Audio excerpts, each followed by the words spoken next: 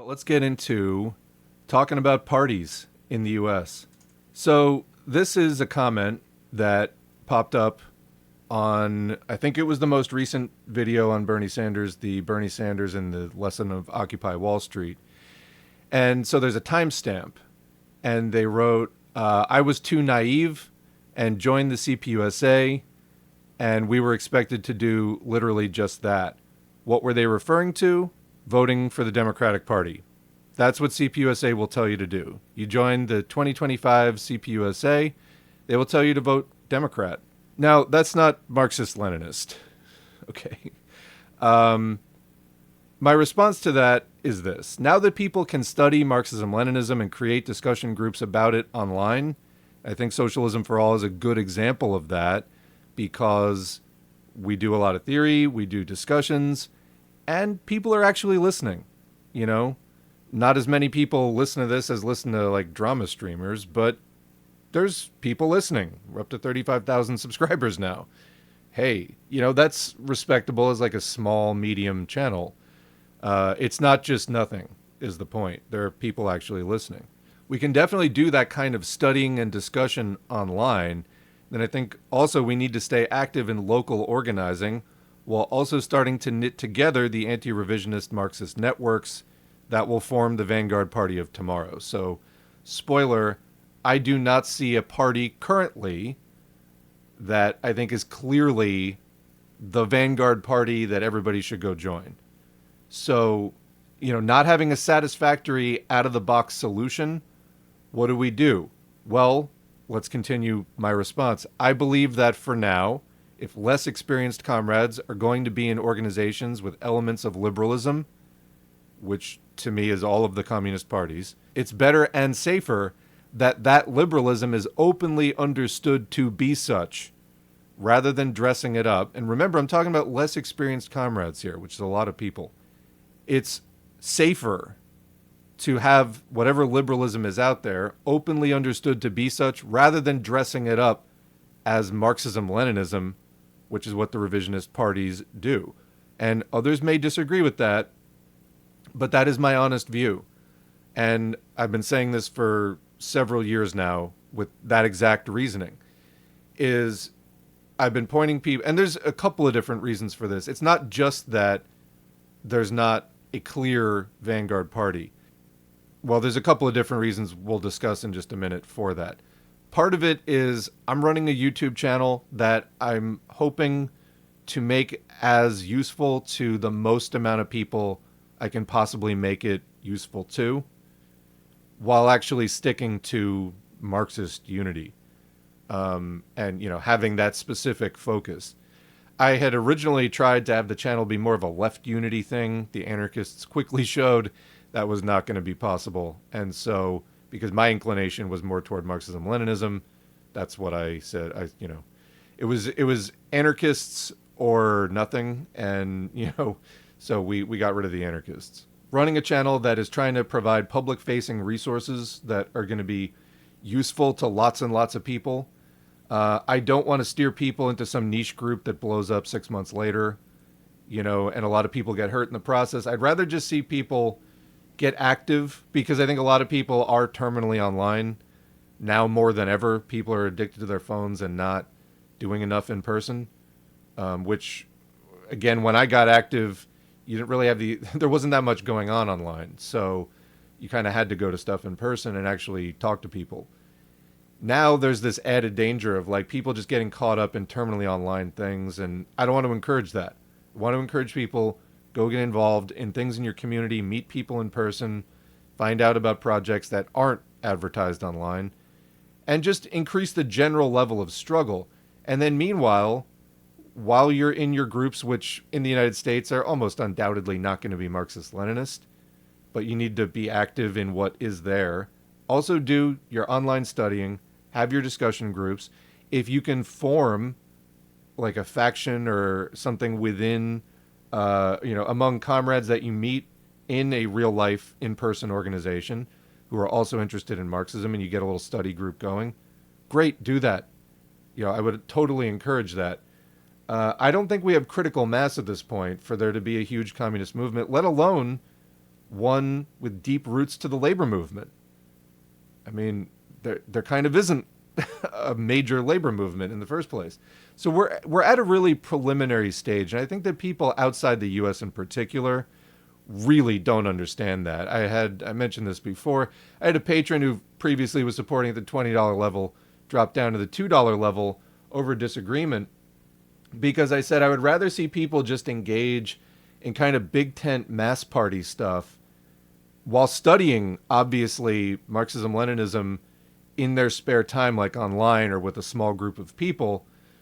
But there aren't large Marxist-Leninist groups engaged in mass activity at this point. I would rather see people engage in some kind of just general mass action and study Marxism-Leninism on the side until all those people studying that at some point in the future form some kind of a new network which doesn't exist currently. Then having yet another pre-party formation spring up, have another group of 10 assholes, half of whom are going to turn out to be Nazis a year from now, declare themselves some new vanguard group, and waste everybody's time, including their own. I don't see the point in that. So I was saying, like, I feel like we need more mass activity and more general labor struggle, which in part is just we need the average American worker more interested in standing up for themselves rather than rolling over. And that's a deep-rooted problem. That's like a cultural problem. There's all kinds of things we are waiting on and trying to see change there. But I think at this point, just seeing the overall level of mass activity is just too fucking low. And having another group declare themselves the vanguard is going to make a fucking difference. And also the last few groups that did that, like PCUSA, like ACP, like a lot of these groups sprouting up, they're like deeply revisionist to say the least.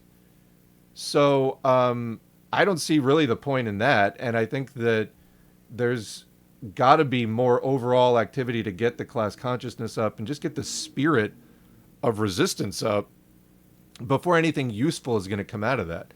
Now, obviously, I'm trying to put highly digestible Marxist-Leninist materials in people's hands to help that new, underground network of people studying this stuff to materialize. That's what I would like to see more than anything else. But like I said, it seems to I got into an argument with somebody else on social media who, again, was not American. And I think you just don't understand how bad it is here. It's really, really bad. Like, the level of class consciousness is lower, I think, than you could possibly imagine. And it seems to me like some of the people who've gotten the most angry or, like, are the most confused about the situation in the U.S., people who aren't here. And I get that. The U.S. is kind of unfathomably awful in its backwardness in this way. But there are people who are trying to get it, and I'm doing everything that I can do, as a random individual to try to do this. And I don't see a group that impresses me enough at this point to get involved with. But more on that in a minute. Anyway, we've gone over this so many times, and I'm just trying to make it as clear as I can. I thought I made it very, very clear in the last video, the Bernie Sanders one. All of it. The Green Party, everything. Bernie Sanders took the Green Party's platform. And it's like, that people in the U.S. left and beyond, even people who think of themselves as left, support a lot of that stuff. But they're not fighting for it. And that's like kind of the key difference is Americans are not in general fighting. And this isn't just to slam the U.S. as like so weak, so useless, whatever. It's a problem we have to deal with and have to address and just keep getting at. There's a way to change it is what I'm trying to say. I don't think we found it yet. I know a lot of people point to the settler nation of the U.S. as in part a reason for that. I think that while the U.S. and Israel, for example, have a lot in common in terms of the overall history and nature of being a settler colonial country, I think the U.S. has been so established for so long. Is it a factor? Yes. It's not a sort of life and death struggle for the existence of the colony as it is in Israel. So I think some of those comparisons are off. in that way. In other words, I think that that does explain some things about the U.S.'s mindset and the cultural roots of the preservation of the status quo here. I don't think it explains everything about it, but anyway, some people very confident on that point. Let's continue with the comments. Somebody said, to those of us too uneducated to really know who's a crank, your endorsement of the Greens, despite being a communist, really goes a long way to proving your sincerity and thoughtfulness. And I responded to this by saying, to be clear, I think that something like the Green Party or DSA, that kind of mass left thing, is more of an inevitability than something I positively want to endorse or promote. In other words, I think regardless of what some random YouTuber is doing, I think you would expect to see struggle because conditions are bad. I think you would expect to see that. I think it's an inevitability something like that will pop up. Part of my curiosity is, why are we not getting some more durable form of that? It isn't just about healthcare. It's about a housing crisis. It's about so many things. And yet some kind of a durable organization fighting for those things. Like it is the Green Party platform. It is, again, DSA is an older organization, but had this upsurge recently, fighting, having a similar platform or statement of principles to fight for these things. And yet there's low engagement on that. People, it's kind of like if you've ever tried to unionize a workplace where people will spend all day complaining about the boss, but then when you propose like constructive steps to fight back, no one steps up.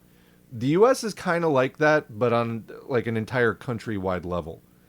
Everybody, especially the progressives, they will complain, but they just won't take the fight any further than trying to support progressive Democrats in their primaries. And it's like, what is it going to take? That has been shown so many times not to work, but these people can't understand organizing for the sake of organizing to build a party and to build influence and to do projects that don't involve winning elections. They can't get past the you can't win an election thing. And so they don't understand why you just need to organize for the sake of organizing to pursue your interests outside of the electoral realm. And the whole thing is so just baby brained. It's just on like a preschool level, politically speaking.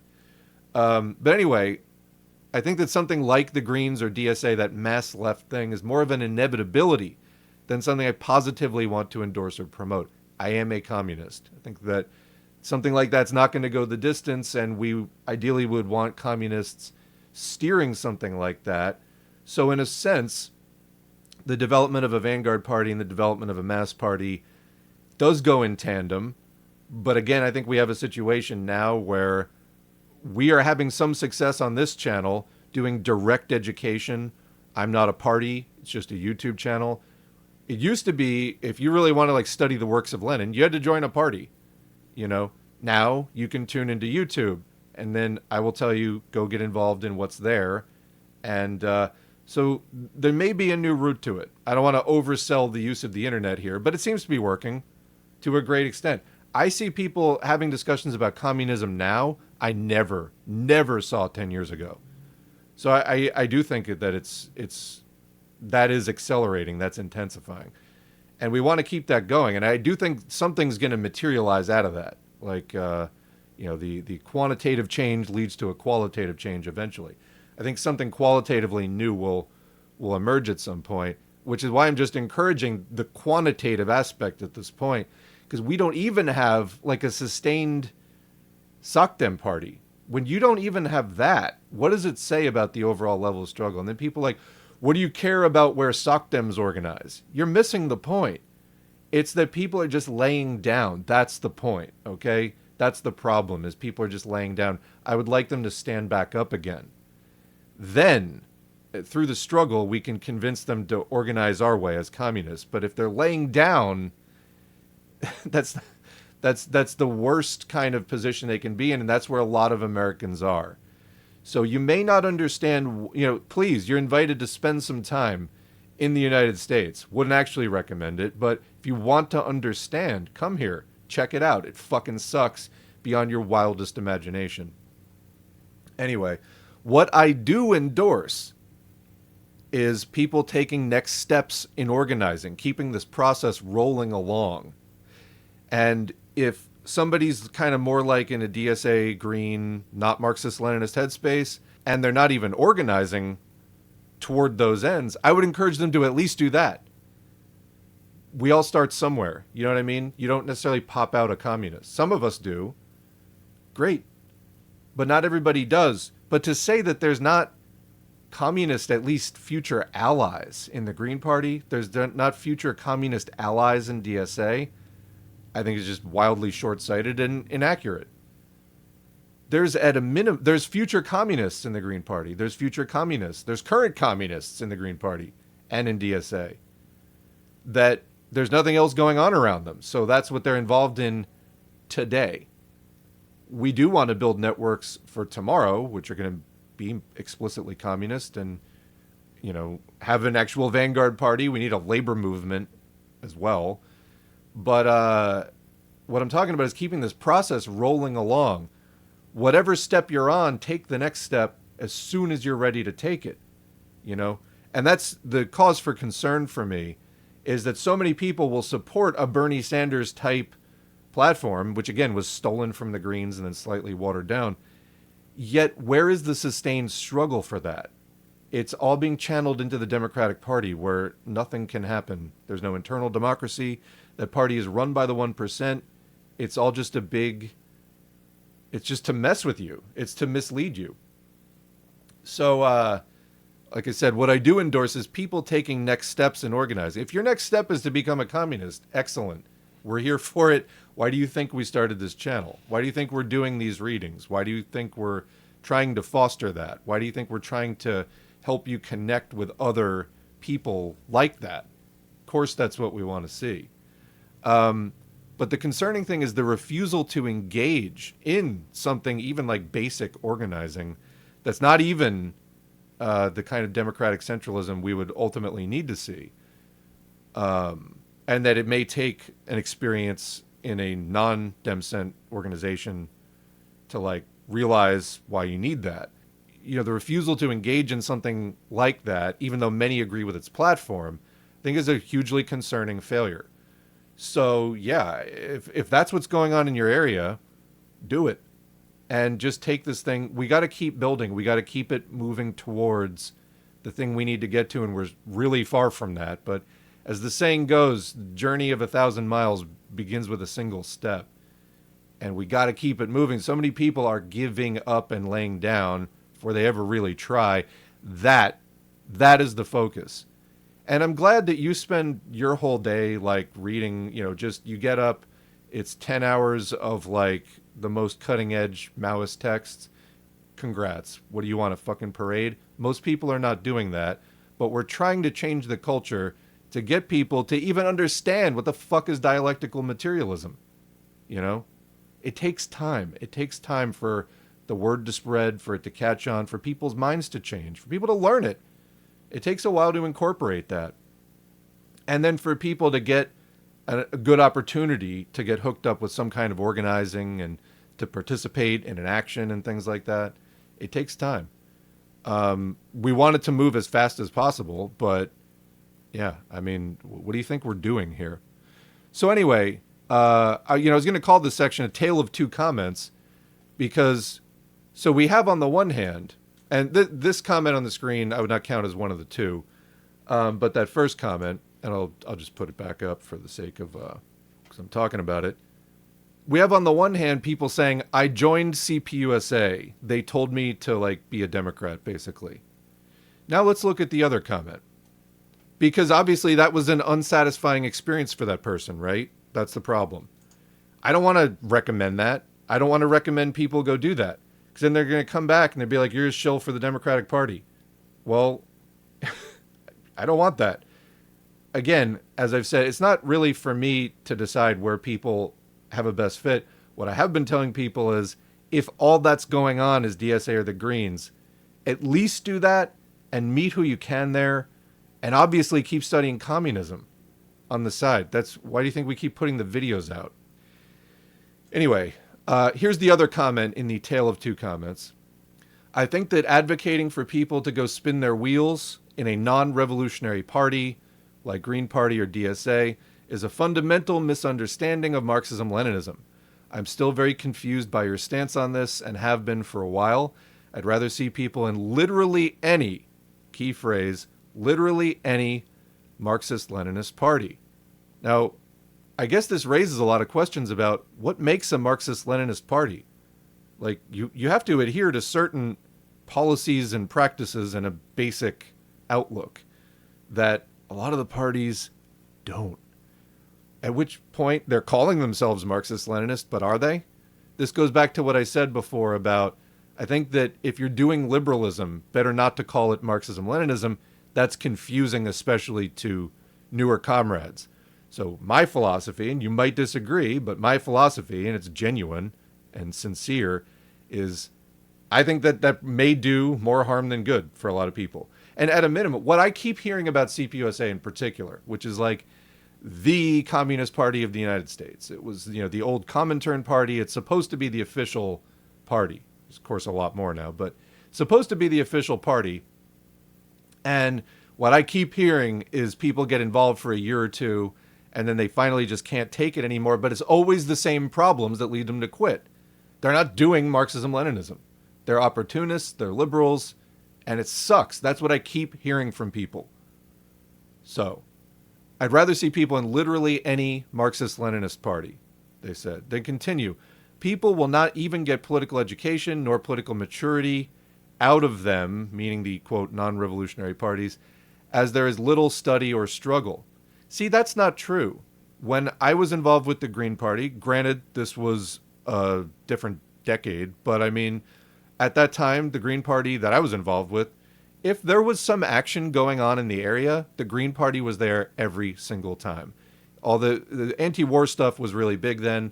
Green Party was on top of it, had a presence at every single rally. And as I said in one of the videos, I went to meetings that helped plan some of the anti-war protests. Like, it's just not true to say that there's no struggle there. They're involved in a lot of different campaigns. I saw that firsthand. DSA today, which I have been a dues-paying member of DSA on and off in recent years, and I've contributed to some of their local campaigns in a support capacity. They've been involved. They've been leading the struggle. They've been like actually in the area I'm thinking of, the Green Party has a much less significant presence.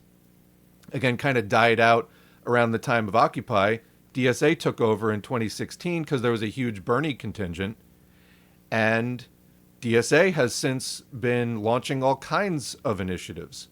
So they've actually been on the forefront of, if there's an event happening, chances are DSA initiated that event. So that's just wrong to say that there's no struggle going on. And as far as the study, there may not be study going on within the party, but like I say, we're doing study here online, and I'm talking to a lot of people who are active in their local groups, and I've heard from dozens of people that they have started a discussion group among the left, most left-leaning people in their local branch of whatever organization they're in. So tell me how that's harmful, or if not harmful, I mean, isn't that the thing we should be doing right now? Well, they say it is very much a waste of people's time, especially the type of people who watch this channel. So what should you be doing? Again, they say literally any Marxist-Leninist party. Let me tell you this. The amount of communists I have met in real life, very few. Very few. So if you were really just leaving it up to those parties, I mean, well, we'll leave that there for now. Greens are not reds. I've met plenty of Greens who are, actually, but okay. And DSA wastes their time on localized electoralism and debating their own mal or unformed line. Well, so they don't have a line, but they're debating it. Okay. Localized electoralism. Yeah, they do that. And again, the right wing of DSA is going to be more inclined to be opportunist toward the Democratic Party. You can go back to the Russian Social Democratic Labor Party. Point being, even in that party, you had a left and a right wing. You had different factions. And they fight with each other. And people switch sides within that. expecting there not to be like a relative left and a right wing with where we're at in the United States right now within these organizations, I think is foolish. Dare I say ultra leftist even. Because how do you think we're going to get from where we are now to where we need to be? Okay, I'll be the first to admit we're not where we need to be. How do we get there? I've given a lot of thought to that. And I'm not saying I have definitely the correct answer. I look forward to the chat after this discussion because I think it is a discussion we need to have. And I would like to help, promote the best ideas we can come up with. I don't want to use this channel to promote wrong ideas, honestly. But like I said, this is the best that I can come up with, and I'm totally unswayed by comments like this. And this person is a supporter of the channel, and I appreciate that support. And they didn't get into a long back and forth with me about this, so hopefully they saw the value of my response. But I mean, a lot of the stuff in here is just incorrect. So you're getting wrong ideas about what's going on in these organizations in the first place. And then you're getting, you're making then wrong conclusions, like logical extrapolations of what that means. So, yeah, anyway. Case in point, DSA's stance on Palestine. What are you even talking about? So I went and double checked. Here's the statement that DSA made about Palestine. Democratic Socialists of America, dsausa.org. Statements. End the violence and the occupation, free Palestine, October 7, 2023. DSA is steadfast in expressing our solidarity with Palestine. Today's events, this was the beginning of the current situation, are a direct result of Israel's apartheid regime, a regime that receives billions in funding from the United States. End the violence, end the occupation, free Palestine. We unequivocally condemn the killing of all civilians. So they have that. You want to criticize that? Fine. You think that there hasn't been ongoing internal struggle over that? You don't know what's going on in DSA. Please don't comment on things that you don't know about. Anyway, it is imperative for international human rights law to be respected. We cannot forget that the Israeli state has systematically denied Palestinians the right to self-determination for decades. This was not unprovoked, the attack. For over 60 years, Palestinians have faced ethnic cleansing, torture, bombings, and housing demolitions. Gaza is still under a blockade. As socialists, we must act. New York City DSA's Not on Our Dime campaign, led by DSA member and New York Assembly member Zoran Mamdoni, provides an effective model for pressuring elected officials to stop providing financial support to the Israeli state, take to the streets to join a protest for peace and against funding the Israeli state, find out what actions local DSA and YDSA chapters are taking, and join in. So there's a little bit of liberalism in there, but overall, would you expect any better from any left organization in the U.S. given the current situation right now? I think for the general state of the U.S. left, that's a very good statement. Let's look also at the DSA's International Committee. They have the Palestine Solidarity Toolkit, and there's a lot of resources below this screenshot, but it says take action for Palestine, messaging tips. This is genocide, raise the alarm, is directly funded and rubber stamped by the U.S. government with $3.8 billion a year in military funding to Israel. Now Biden is promising to send more weapons and military funding. Demand we must stop arming Israel. Be very clear about actors, who the aggressor is, Israel, and who the oppressed is, Palestinians. Do not use passive voice. Warn audiences to be vigilant about rampant Israeli state propaganda and racist, dehumanizing disinformation. The root of violence is Israel's 75-plus years of violent colonialism and mass killings of the Palestinian people. And it goes on. You think that's like a terrible line? I don't. Honestly, I thought Politsturm's line was worse. So I think that was an uninformed comment.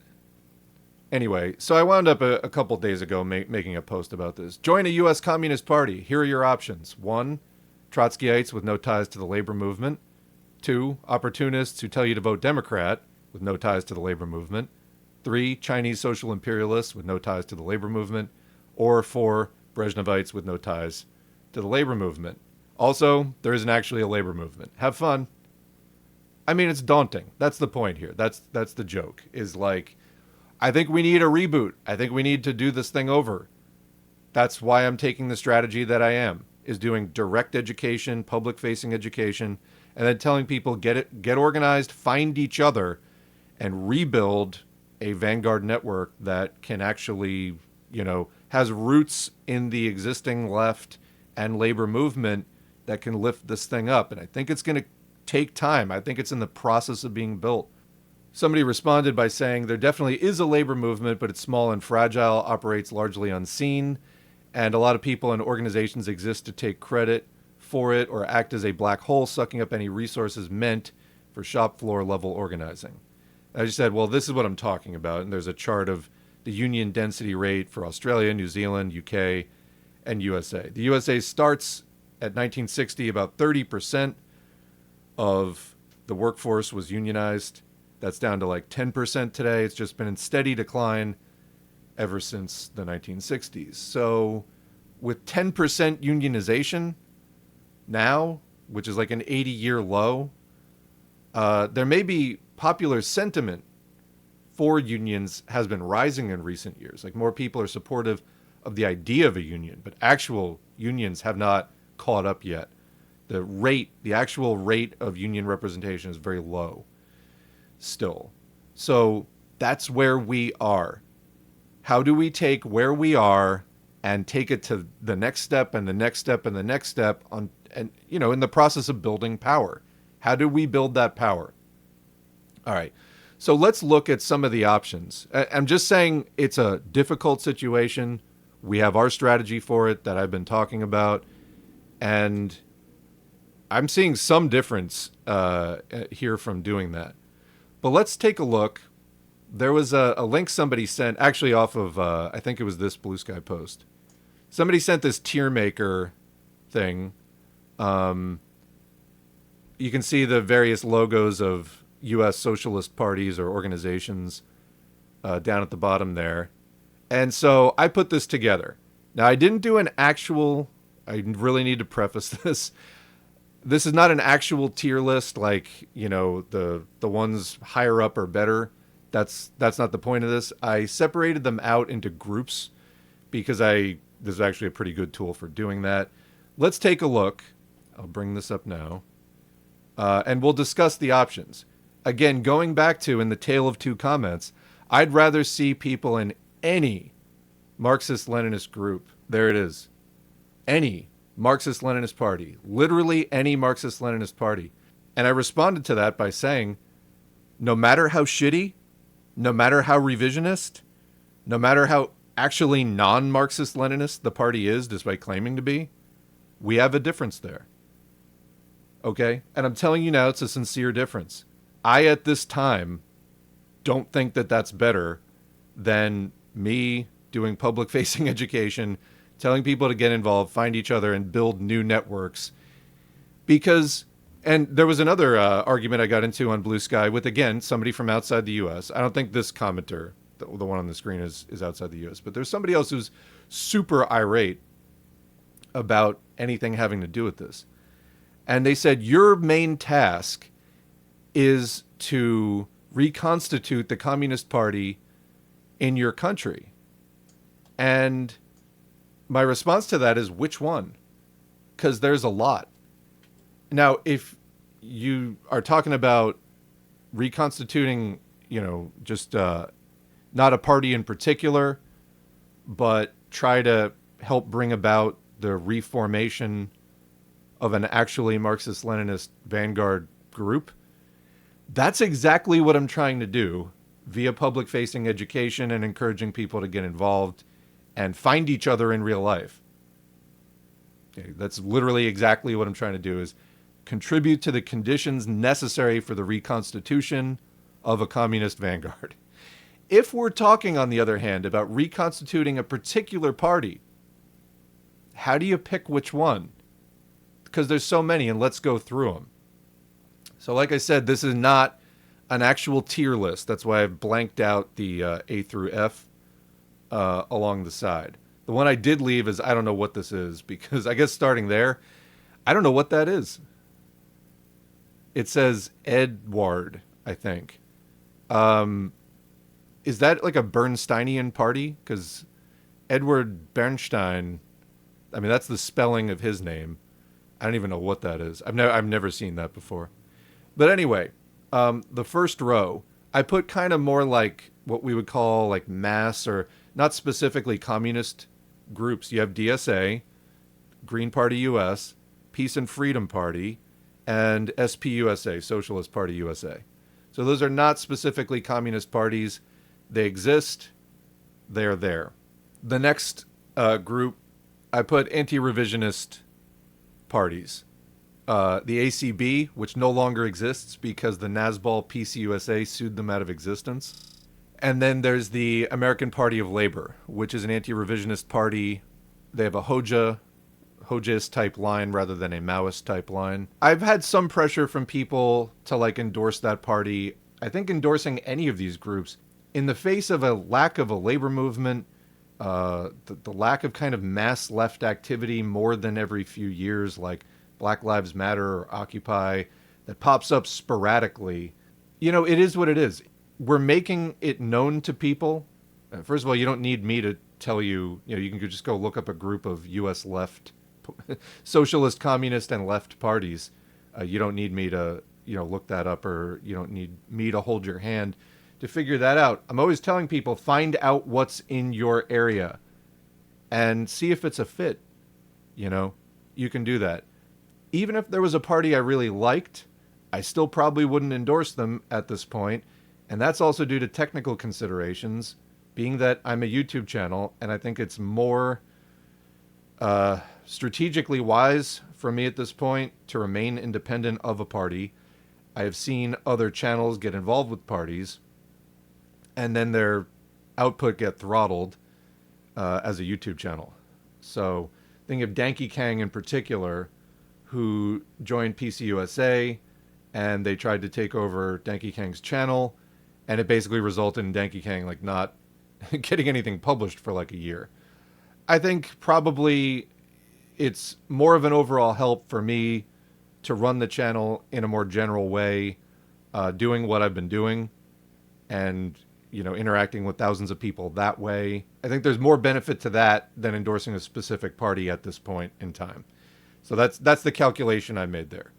But anyway, American Party of Labor exists. ACB used to exist, does not currently, again, thanks to PCUSA suing them. Next line, you have some Maoist groups. There is the RCP, not to be confused with the Trotskyite RCA or RCI, but the RCP, these are the Avakians, Revolutionary Communist Party. And then the New African Black Panther Party, again, another Maoist. They're doing, I think, a lot of prison organizing. Those exist. I mentioned before, this is an anti-revisionist channel, and I tend to lean more toward the Hoja side. I think there's some things about Mao, particularly the cult of Mao is one of the things that I don't like. Is I've seen a lot of, when the Sino-Albanian split happened, there was so much ink wasted trying to defend Mao specifically from, like, that all the problems that were arising with the opening up and the post-1978 capitalism stuff, that was like, how dare you, say that Mao had anything to do with that. It's just like, who gives a shit? You know what I'm saying? Like, Mao obviously made contributions to the Chinese Revolution, and we read some of his writings, and they're important. But there comes a point where, like, look, in the 70s, it looks like he did start getting mixed up in some of that. And anyways, it's kind of ridiculous the extent to which I thought that a lot of the Maoists were attacking the Albanian criticisms was like very much cult of personality around Mao kind of thing. It's such a non-starter for me. But anyway, the next group, you have CPUSA. This is kind of a group of, I didn't know else how to characterize these particular parties. They're not Maoist, they're not Hojaist, they're not Trotskyist. They claim to just be Marxist-Leninist parties. CPUSA, they'll tell you to vote Democrat. Freedom Road, and they uphold socialism with Chinese characteristics, so they're Dungus Chinese social imperialist. Freedom Road Socialist Organization, next to it, again, they uphold socialism with Chinese characteristics. Next, the Progressive Labor Party. There's a commenter or two affiliated with them or who has been affiliated with them. I understand they actually did have kind of a bad line on Palestine, which they may have fixed later on. I haven't heard that much from them. They claim to be a revolutionary communist party of some kind. Again, I don't come across them in the wild that often, but I put them in this sort of category. Then you have, I'm actually not sure the name of this, but the website is Solidarity-US, and they're again a communist group that didn't appear to be specifically Maoist or Trotskyist or anything else. If you have any experience with that in the chat, please speak on it. Then you have the Socialist Labor Party, very old party going back to the 19th century, which is De Leonist. Bit niche, but there it is. And again, I know a couple of commenters who have read a lot from that party. The next group, Trotskyite and Trotskyite-derived parties. Freedom Socialist Party, Party for Socialism and Liberation. And a lot of people in that party seem to be under the impression it's a Marxist-Leninist party. PSL is a splinter off of the Workers' World Party, which is a Marxist party. It's an offshoot of U.S. Trotskyism. Now, I know a lot of people say that PSL is more kind of, mainline Marxist-Leninist. Again, the issue for me there is the upholding of socialism with Chinese characteristics. Very uncritical Chinese social imperialism, in my view. I'm frequently unimpressed with the things that I hear people from PSL say. I don't agree with them. I don't think they're doing Marxism-Leninism correctly. I think they're revisionist. And I did a video on that back in the fall. Socialist Alternative, Socialist Equality Party, Socialist Action, Socialist Workers' Party, and again, Workers' World Party. Now, all these parties have contributed something good at some point. Like, we're reading... I actually need to do another installment, got involved in a lot of other things, from Lavender and Red by Leslie Feinberg, who was associated with Workers' World Party. That's a great book. The organization is Marxist, so you're going to get Marxist takes on things, and there you have it. The next tier is things I guess I really don't look so highly on. So the APSP, this is Uhuru, and I put them in the same category as PCUSA. PCUSA being a splinter group off of CPUSA in, I think, like 2015 or so, 2016. And they purported to be anti-revisionist, but then quickly just became like a Nazbol Duganist party, kind of like a forerunner to today's A, quote, CP. And not a lot good to say. What's the issue with Uhuru? They had a whole kerfuffle a few years ago about, they got a little bit too involved in like advocating for Russia. And basically they were accused by the government of doing something you're not allowed to do, which anybody running a political party in the U.S. should be aware of. Your legal team should definitely apprise you of the fact that you cannot act as an unregistered foreign agent as a political party, which the U.S. government, and I actually did read the court papers on this, I thought had a decent case that with the money that they were taking from Russian sources, they had crossed a line that I'm kind of surprised their lawyer didn't recommend that they not cross. Anyway, it's another one of these like opportunist, Russia is doing nothing wrong in the Ukraine war kind of things that personally I think this is kind of bottom of the barrel stuff. So that's that group. And then that one at the bottom, I don't know what it is. So our task is to reconstitute the Communist Party in the United States. Which one? Which one of these things are you going to pick to do that? And it could be that one of these parties does get, turned into the vehicle. I would not even hazard a guess as to which one. Attempts at trying to reform CPUSA, even recently, at last year's national convention, went nowhere. Like, the revisionism is just deeply entrenched there. Okay? I mean, what else do you want to do at that point? I've taken more of a hands-off approach. These parties were all formed without my input. I see a lot of things in many of them that are not necessarily I would personally get that close to. So yeah, the question becomes, how do you pick which one you're going to reconstitute? Or, like I was saying, I'm taking a different strategy. I'm just teaching the general public Marxism-Leninism and seeing if they can find each other and form a new thing. So you may differ, or again, I know people involved in most of these groups that are carrying in what they learn at the channel from the readings into those groups. Well, then even though I haven't endorsed one of those groups, I'm still helping the odds of that group becoming less shitty and becoming the vanguard party, or one of the parties that merges into some sort of communist unity party. Either way, it works from the way I look at it. And this isn't even a complete list of all the socialist and communist and left groups out there. This is just some of the I didn't even put this together. This is put together, I think, by Communist Polls on Twitter on the Tier Maker app. I just thought it was like convenient for the sake of this thing. What would you do? I guess that's my question. I think I've explained my strategy exhaustively at this point. What do you think? I'm at a point with it where it's just like I've explained this to my satisfaction. I think anybody trying to understand this in good faith probably shouldn't have an issue understanding at least what I'm saying. And if you disagree with it, that's fine. And I will, I take the feedback, and if I find it compelling, I incorporate it. But this is what I came up with as somebody trying to have maximum impact, to do the most good here, to have the most benefit. This is what I came up with. Let's go back to the chat.